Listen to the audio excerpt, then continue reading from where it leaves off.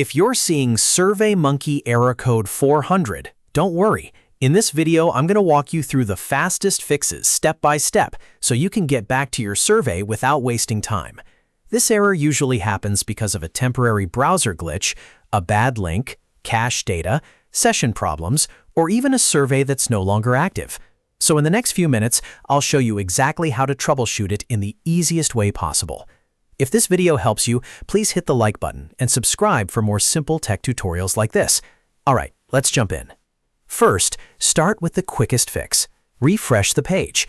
Sometimes error code 400 is caused by a temporary loading issue, and all it takes is pressing F5 on your keyboard or clicking the reload button in your browser. Once the page reloads, check whether the survey opens normally. If it does, then it was just a small glitch and you're done. If refreshing doesn't work, the next thing you should check is the URL.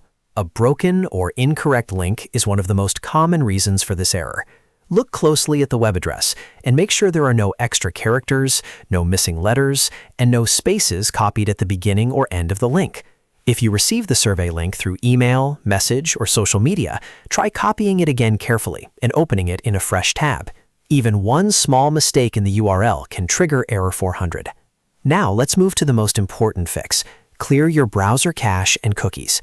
This is often the step that solves the issue when the page keeps failing to load. Open your browser settings, go to Privacy or Browsing Data, and clear the cache and cookies. After that, close the browser completely and reopen it before trying the survey again. Old or corrupted browser data can cause session conflicts, and clearing it gives you a clean start. Next, log out and log back in again. If SurveyMonkey is having trouble recognizing your session, signing out and signing back in can refresh everything.